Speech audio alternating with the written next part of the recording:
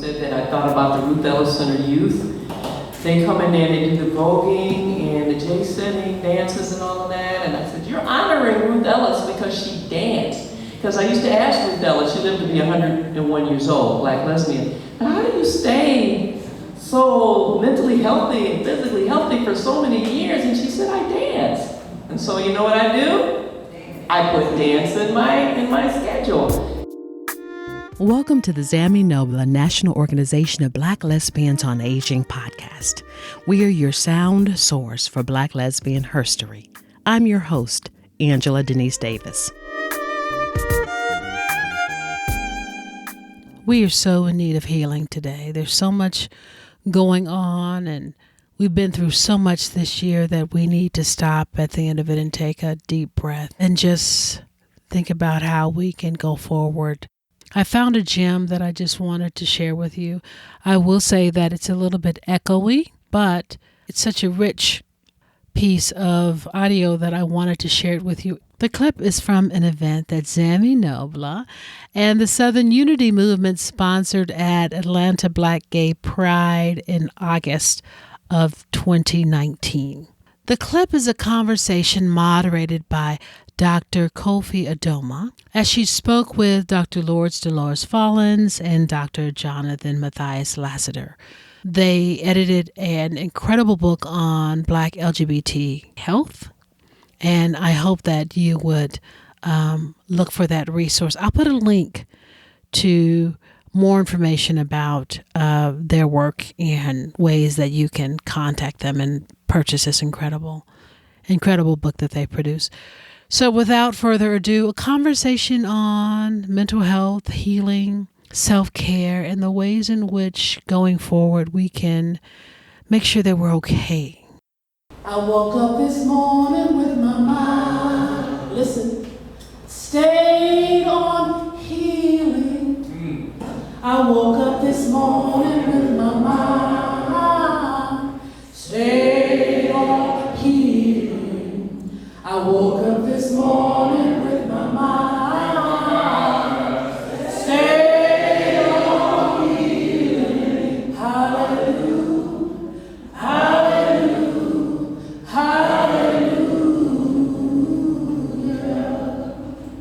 I'm living this moment with my mind, stayed on healing. I'm living this moment with my mind, stayed on healing.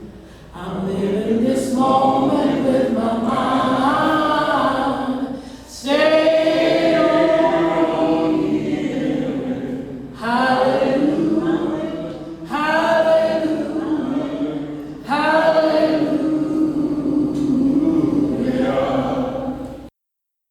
Notion of sitting in our discomfort and being present in it is kind of tricky for us, and that's why a lot of people don't go to therapists. Because when you go to a therapist, you're going to have to talk about stuff that make you feel uncomfortable. You have to go there if you want to do your healing and move through it and work through whatever traumas, whatever stresses you're going through. That's the tough part, and maybe we can help ourselves be brave, be that brave person. Have someone go with you to the therapy session, sit in the lobby and wait for you. Whatever it is that is going to help you to get the support that you need, definitely. Oh, yes. And I'd like to also add to that. And I'm just adding this because I'm trained in the old school stuff as far as therapy, so the old school stuff that was not created for us or by us. But I'm also trained in some newer body-centered stuff. So generally speaking, you're absolutely right. More often than not, when you go to a traditional therapist, they're going to say, okay, tell me about your stuff. Talk to me about your mama, your grandma, your auntie, and your uncle so-and-so, and your cousin Dwayne. And then therapists who were trained in more physical modalities or stuff that incorporates more things related to the body, well, there's some talk, but there's also more of, where are you feeling this? What are you feeling and where are you feeling this? Let's go with that, and let's see how we can digest some of the stuff that's still stuck for you. Some of the large T traumas and lower T traumas. Whether we're talking about misogynoir or anti-blackness or transphobia or what have you, or biphobia. So there are a variety of different types of therapy, which I think is also important because more often than not, most people when they think about therapy, they're like, oh, you gotta go sit with some white person and tell all your business. And lay on a couch. And lay on a couch. Which is not necessarily true, right? So there's a wide spectrum of ways that we can get support from, quote, professional people. But there are also things that, I'm sure there are things that people in this room do that would not be necessarily called therapy, but are therapy. You know, so whether you have a chat and chew with your, with your babe or a friend, and or you go for a walk with somebody in the park, you just talk about what's going on. Or you use some herbal medicine or acupuncture, acupressure. There are a variety of things that we do that we don't call therapy, but are about and in support of our mental wellness. Okay, so I don't want to make people think that, oh, you have to go to somebody all the time and spend money that you may or may not have. I mean, don't worry, I'll come take your money. But there are also a variety of ways that we can take care of each other and love ourselves and love each other. I just want to emphasize that. Thank you for bringing that up. Yes, thank you so much. And one thing that I find in doing therapy and healing is the listening part sometimes. That's how do we listen to each other. I mean, really, not just hear, but to really tune in and engage and connect with the person as well. So there are a lot of skills involved, like you said. So another question I had was, and we've already talked about some of this too, so what are some of the challenges and the barriers or what issues that in our community we face? How are they being addressed? And we know we got issues going on. We got issues, personal issues, community issues, everywhere in the system, throughout the system.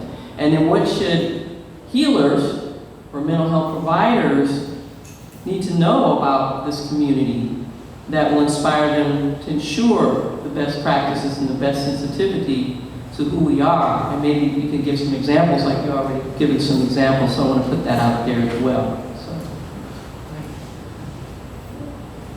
Jonathan always does this. He's like, go ahead, Lourdes, go ahead. You go first. I'll clean up after you. I'm like, One, she's a genius. Two, born and raised in Augusta, Georgia, right? all right. Okay. All right. Game ready, not game. So, remember, I'm a psychotherapist, so I work with people coming to me because there's something that's unsettling for them, or there's some kind of pain. So my vision's a little skewed, right? So people are coming to me to talk about depression, anxiety, low self-esteem or lower self-esteem, poor self-concept. So basically their images of themselves are not in line with really who they are, but really more in line with what somebody told them they were or weren't. Also quite a bit of, I'm trying to use words that are not jargon, that stuff. Dependence. I'll say dependence on some kind of chemical. Whether it's food, whether it's some kind of substance that alters one's perceptions, whether it's overeating, compulsively eating, whether it's being driven to have sex all the time, anytime, anywhere, with anybody. So there are a lot of things that I've noticed people that I work with struggle with. And these people anywhere from ages 20 to 55. So I'm seeing people in pain, but fighting, which is why I call them badass warriors. Because the fact that they show up at my door and they're like, can we just talk about this? I'm like, come on. And so one of the people that I work with is a 30-something-year-old black butch lesbian who came to me and was very clear. It was like, I smoke a lot. And I was like, okay. And I was like, what are you smoking? Weed. I'm like, okay. And I'm like, what do you call a lot? She's like, a lot. I'm like, what do you call a lot? Because your lot might not be my lot. So we talked about, 10 times a day, 12 times a day. And I was like, okay. And she's like, is that going to be a problem? I said, as long as you can show up here and have some conversations with me and do some work, it's not going to be a problem. She said, oh. I said, I'm a harm reductionist. I'm not going to tell you to put down the thing that helps you get through the day. I'm not going to tell you to stop doing this thing that takes the edge off of your anxiety. I'm not going to tell you that. I'm going to talk to you about, is it serving you? Is it helping you? Is there something else you could do? If it's a problem for you, then it's a problem for me. If it's not a problem for you, it's not a problem for me. Because you're not my child. You're my client. So we are now on this amazing journey. We've been on this journey for a year and a half. She works. She works. When she first came in, she didn't look at me in the eye. Which on one hand, I kind of get that, because you got the whole gender stuff. And, people often think I'm attractive, and I'm like, no. But people often love their therapists. They're like, oh, I love you, my baby. She's because I'm listening to you. And so now she's like, hey, Lourdes. I'm like, hey, come on, let's do this. And she works. She works really hard. And so I have the privilege of seeing people who have wounds because either childhood sexual assault or adult sexual assault or ongoing anti-Blackness or ongoing transphobia. I see people with all kinds of wounds, but what I'm always really impressed with and always constantly remind them of is, you woke up today. You may not have bathed, and how do I know? Because I smell. But you woke up today. Well, if you bathed, I'm like, okay, you woke up today, you did your hair, cut your ass, okay.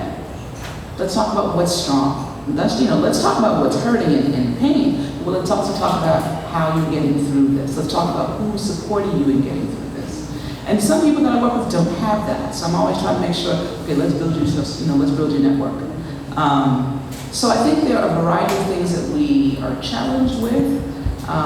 Some people who are struggling with depression are like, well, of course you're depressed. You live in a society that thinks you should be dead. And so when I say that, they're like,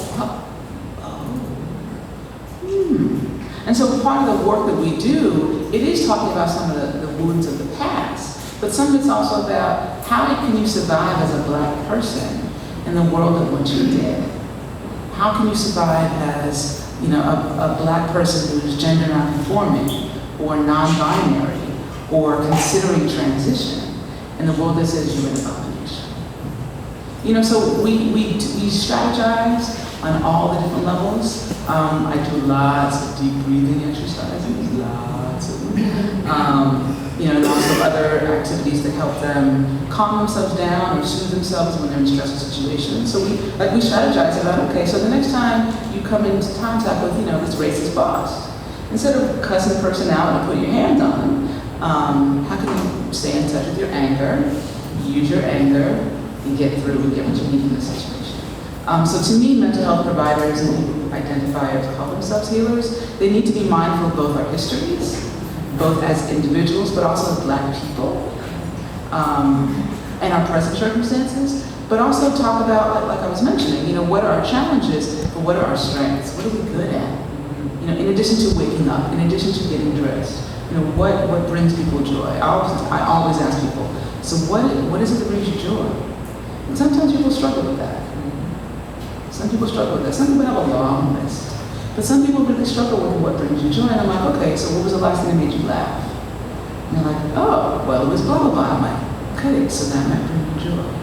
Keep doing that. Sometimes my homework assignments are really basic. Like, this brings you joy? Keep doing that. You don't breathe? Breathe. You don't move your body, but you want to be in better touch with your body? Move your body in ways that feel right for you. So this is something. Oh, wow, that's great. It's powerful. Thank you so much. And the power of the work that we do. You talked a lot about that. I ask clients sometimes, who are having so much trauma in their lives, what keeps you going each day? Whatever that is, hold on to it while we're doing this work together. And I like how you framed it as a journey, because it is a journey. And it's a journey for the both of us who I'm with in the sessions with. And I see the clients also as the heroes, the courage to come, to make the decision to come and get this kind of support and doing the work and doing their work. I had a client, transgender African-American 40-year-old client, who for some reason could not remember his history, his childhood between the ages of, I think it was 8 and 12. Session 10 comes, and finally, he reveals that when he was a child in school, and remember, my client was in a female body at the time, went to the bathroom at school standing up, trying to use the bathroom standing up. Okay. Teacher comes in, catches my client. The teacher calls home to the mother, and ever since then, the mother put my client in pigtails and pink dresses. All those years that my client suffered like that. And I learned a lot from my clients. And that was a moment that I learned how trauma can manifest in our transgender and gender nonconforming clients. It's just, they teach me so much. I get so much from doing this work. So thank you for kind of honoring that today. So, Jonathan, Yes. some comments? No, so if I'm remembering the question, I heard you asked about barriers and best practices. Yes. Okay.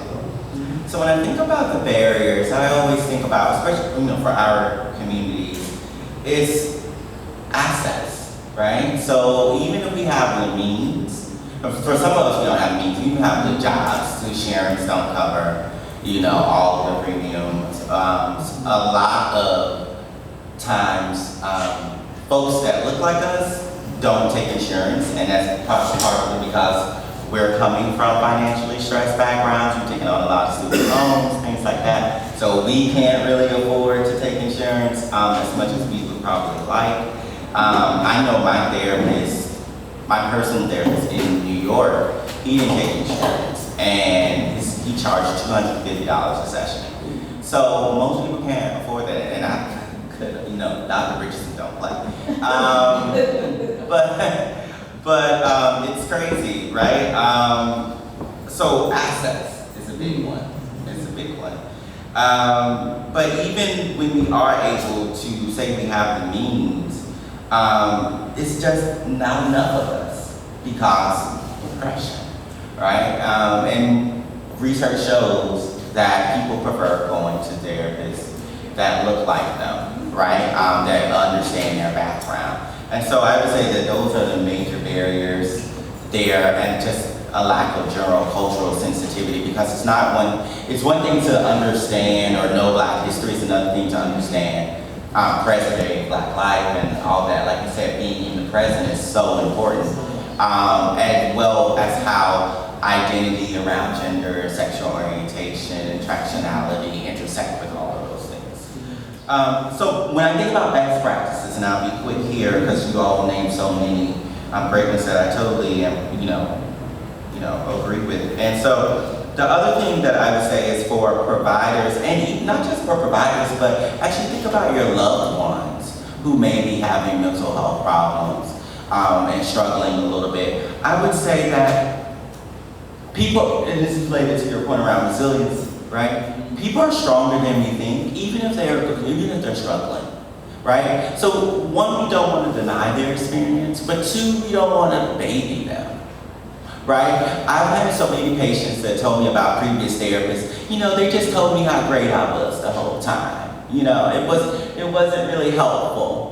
And it's just like, okay, noted, right? So I won't be doing that, right? I'm going to do what you say though, right? In the sense of how you're taking care of yourself. Okay, great, look, that's evidence of strength, right? All right, so how might we, strengthen that strength, right? So, but we have to allow people to take responsibility for themselves and to have agencies for themselves, because that's part of that mental wellness, No one wants to feel helpless or vulnerable, right? So allowing them to have responsibility for themselves, I think, is a best practice. And also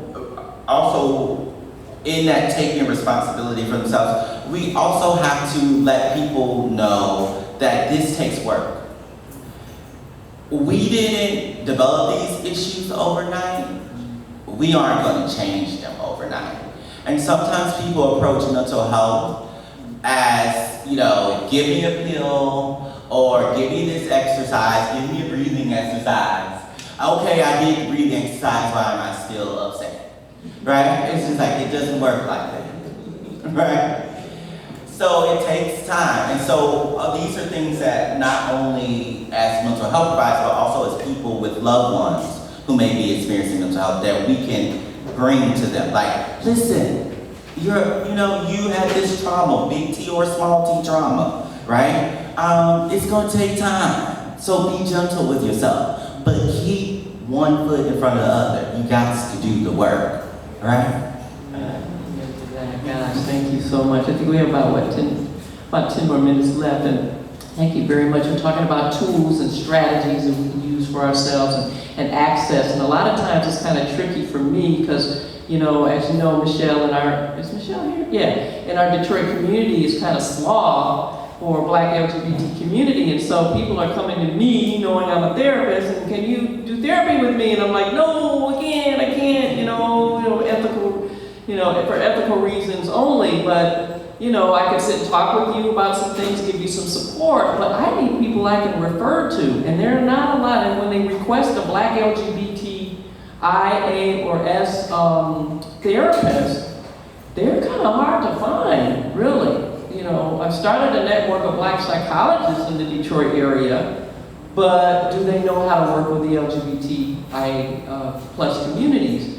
So I know we did a training, all-day training for Black psychologists to learn about how to be culturally sensitive to our issues. So training is another component of this. So the last question I want to ask, Jonathan. No, I was just going to ask, because you said we have 10 minutes. Is that 10 minutes for questions or 10 minutes for Q&A? Okay. Great. Okay, good. I'm gonna keep on. Because I want to make sure we get questions. Yes, absolutely. Okay. Yes, thank you. So the next question is, we talked about self-care practices that are unique to our community, the Black LGBT plus community, and gender non-conforming youth, adults, elders. How do we support each other's wellness? We've been kind of talking about that, but do you have anything specific or any specific community that you can give us some tips on? And then lastly, what else would you like for us to know regarding radical mental awareness in our community? And that's what we'll conclude with before the Q&A. So. Kofi, you can't leave these 2 questions. I'm sorry, I was trained in social work school. You only ask 1 question, people forget the other. So luckily I always take notes when people send me questions. The stuff that I think is, or some of the things that I find to be unique are, and I think part of this has to do with, and I mean Blackness as an umbrella term, right? Because we're not some monolith, we're not all the same. Even in this room, we're not all the same. But I think when I think about stuff that I have experienced, not just as a Black person, but as a Black queer person, and back in the day when I identified as lesbian, dance, clubs, music, strategic, creation of safe spaces for us to come together, house ball communities, house parties, chat and choose, or what I call chat and choose. You sit down over, meal and have a conversation with people. The fact that my lesbian and gay friends can just snatch it and be like, what you do? And ask me these really pointed questions that nobody else can. Nobody else in my life will ask me the kind of, girl, what you do? Why are you carrying on? Like that. Like people from our community. Nobody else. Nobody in my family. Only people from my community can do that. Which I'm grateful for. Very, very grateful for. And then this idea of radical, nobody in my life except my wife calls me radical. And even then I'm kind of like, what are you trying to say about me? So I had to stop and think about what does Kofi mean as far as radical and stuff. And what I'm thinking about is something far-reaching, something comprehensive, something broad. There's an organization, speaking of access, there's an organization called the National Queer and Trans Therapists of Color Network. So the website is nqttcn.com. Again, it's the National Queer and Trans Therapists of Color Network. It's a nationwide network. So if you go to that website, I'll be willing to bet somebody's paycheck, because I don't get a paycheck, I'm self-employed. you can find a therapist, or you can find these two therapists where you are, so that there's more access. And the point was to increase access. Also to make sure that people know, oh, there's somebody 2 doors down from me. I'm on that network. You maybe are going to be very soon, like tonight. And it's a wonderful, wonderful resource. You find out who are sliding scales, because most of us are committed to that. Also find out who takes insurance if they do, what they're good in, what they're not so good in. So that's also important. But the reason why I mentioned the organization, besides the idea of access, is there's, if you go to the website, there's this term that's used over and over again. And at first I was like, oh, that's interesting. And it's called healing justice. And basically it's this idea that, and it was created by queer and trans people of color, but mostly Black and brown femmes, that acknowledges and addresses the layers of trauma that we've been through, that we've been fighting, that we've been living with before Cheeto came to power. And just recognize that there are things that we were doing before these people came into any kind of power. There are things that our grandparents did. There are things that aunts and uncles did. There are things that, aunts and uncles who are not related to us did. There are things that we have been doing and we do, but we don't call it healing. So that tea that you asked so-and-so to brew you, that's been steaming in their window for the past 5 weeks, that's healing. Going to somebody's house and dancing until sweat and clothing come off, hallelujah. That's when you're healing. Because you're detoxifying and you are loving in a communal space. Pouring libations, music, all the things. We do so much. We do so much to constantly restore ourselves, to rejuvenate ourselves. So I'm not saying that we are not important. We are important.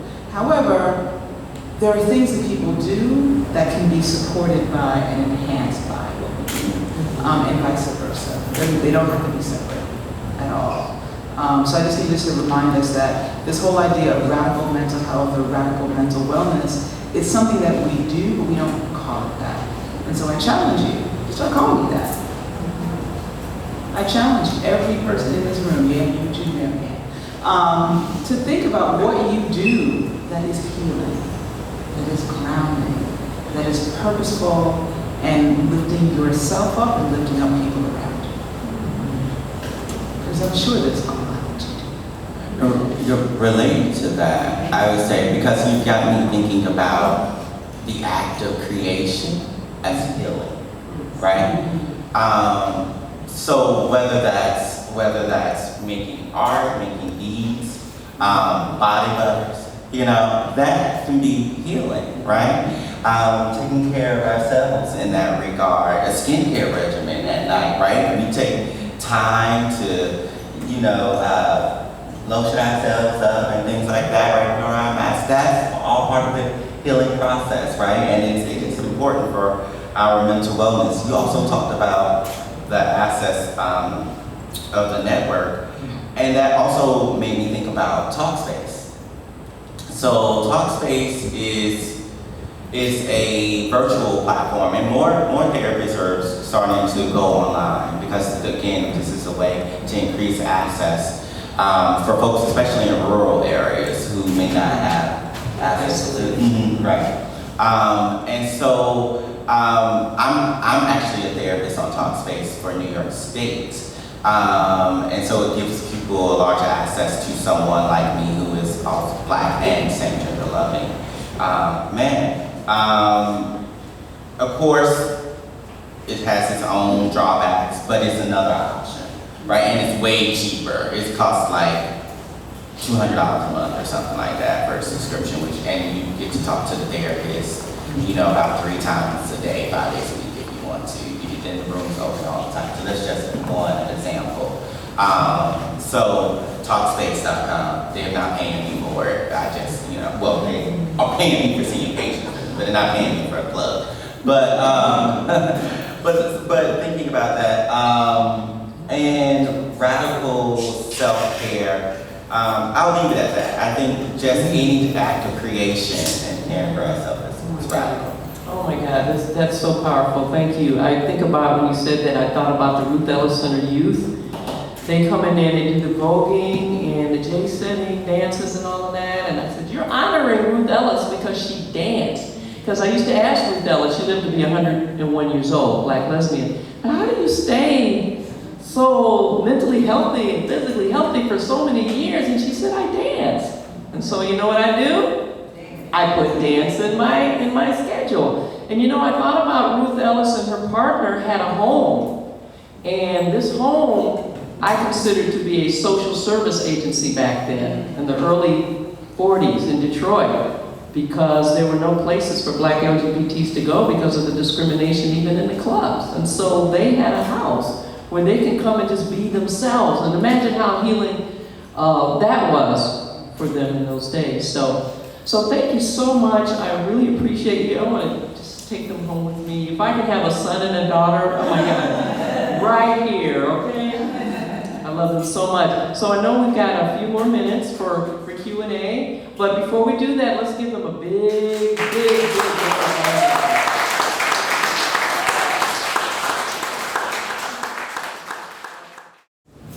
Good morning, and thank you for all that all of y'all are doing. I'm in ministry, so I send a lot of folk y'all's way. And that's where my question is, because for so many years, for us, we considered the church the source of mental health, and for our communities, it is also the source of a lot of trauma. And I didn't hear because I had to step out, and I'm sorry I had to step out, but it was divine timing. But when I came back, I didn't hear you address either as a source of trauma or as a source of healing, the church thing. And we have our own panel, so I understand. But do you have something to say about that? All right. No, you're right. We do have a panel that I'm facilitating this afternoon, so I'm very honored to be facilitating that.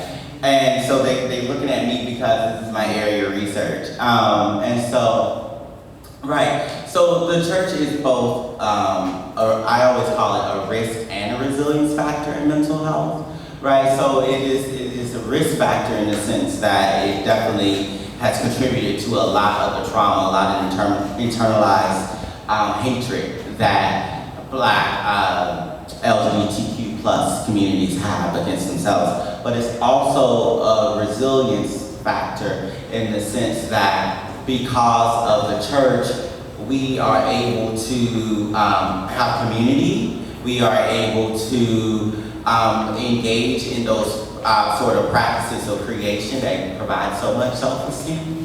And we're also able to have a spirituality. In my research, I always make a distinction between religion and spirituality. And so for some people, they can maintain a connection with the church. And they are able to do that even when the homophobic and transphobic and biphobic messages are still there. And we'll talk more about it at the panel this afternoon. But in my research, I found that there are particular strategies that people use in order to be able to persist and resist in those settings to take what they need and leave what they don't. That's non-affirming.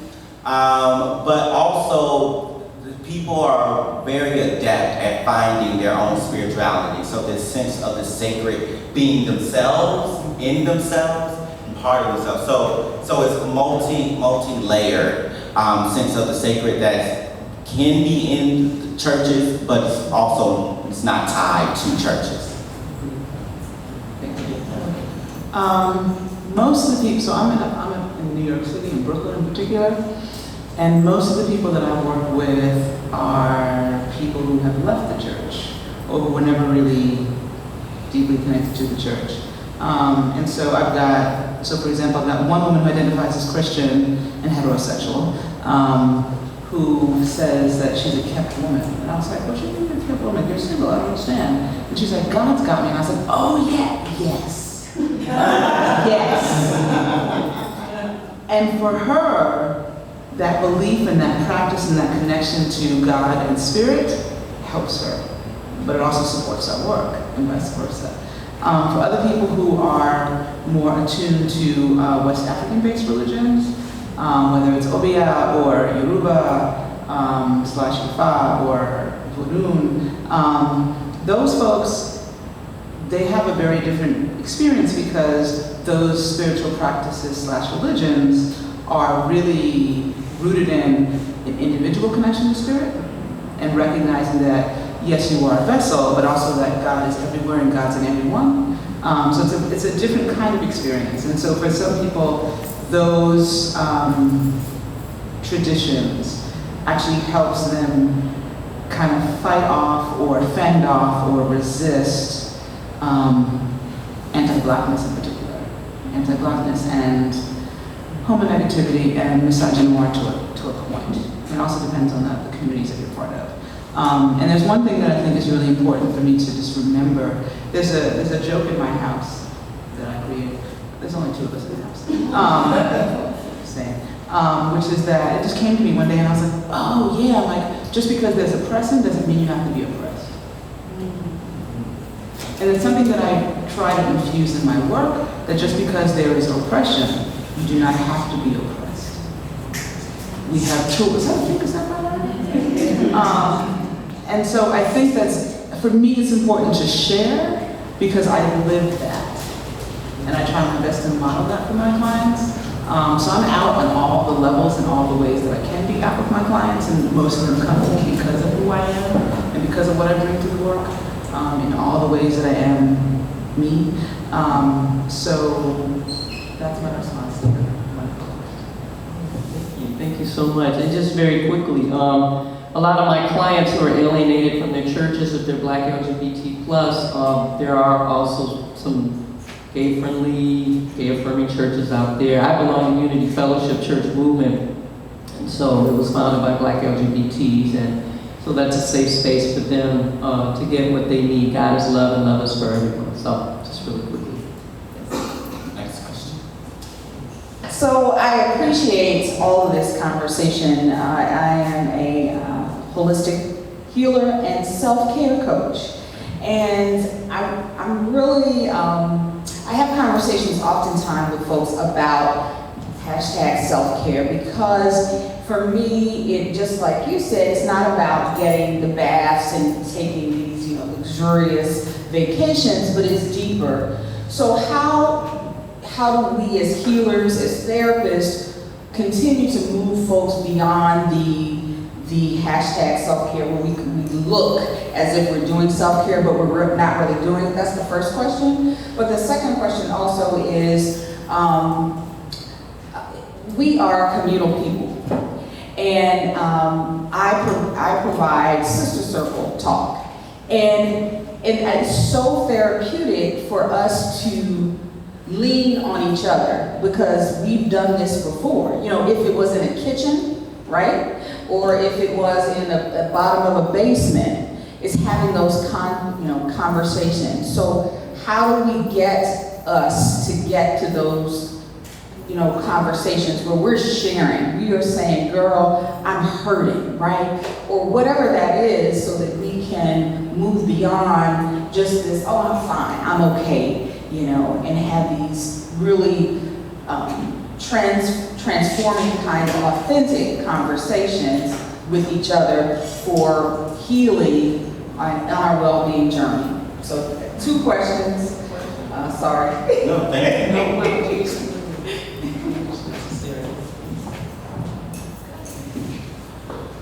So how to move beyond the hashtag self-care, right? So that, I think people have to want to move beyond it, right? I think it's so popular right now that it's hard to combat it, but I also think that we have to be, and this is related to your second question too, I think we as individuals have to live by example, and we have to be open to being vulnerable, right? In the presence of others. And that has to say, how you doing today? Instead of saying, I'm doing all right. My dad always says something. He's like, oh, I could complain, but it wouldn't do me no good. You know what I'm saying? You know? But like, how many people say, well, no, tell me, what do you have to complain about, right? Instead of saying, oh, okay, moving on, right? So really opening up that space so that people can be vulnerable, and then modeling that in ourselves. If someone asks us how we're doing, say, you know what, I'm struggling, right? And that's hard to do, because we don't know how that person's gonna take it. We don't know if they're gonna use it against us in the future, right? But we only move forward, we only heal by being great, right? As long as we allow the fear to control us, we're never going to move beyond the pain, right? So I think I'll leave that there, because I know these brilliant people have things to say.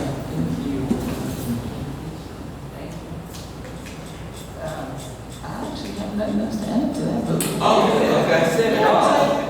Yeah, you said it all. I mean, safe space, having safe spaces, yeah, and being vulnerable is key. Okay. So, I think we're out of time. we're out of time. Mary has said we're out of time. So Okay, I wow. like that question. We can continue conversations at lunch or what have you.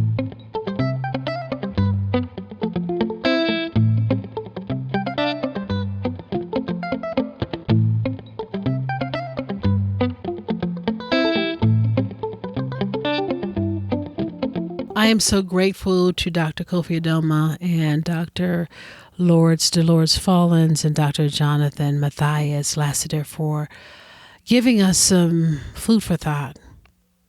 And I hope that you take in, with a deep breath, all the information that they shared with us, because we need it right now. We are at such a time of healing. And I'll speak for myself. It's good to hear what they said and to kind of resituate myself as we get ready to enter a new year. Thank you for being with us at the Zammy Nobla podcast. We've had a lag in our production, and things have been kind of hectic this fall, and we're just grateful that you're listening. And if you want to leave a comment or give us some feedback, please feel free to do that wherever you listen to the podcast. And as always, again, thanks for listening, and have a sweet one wherever you are, whatever you're doing as you're getting ready for a new year.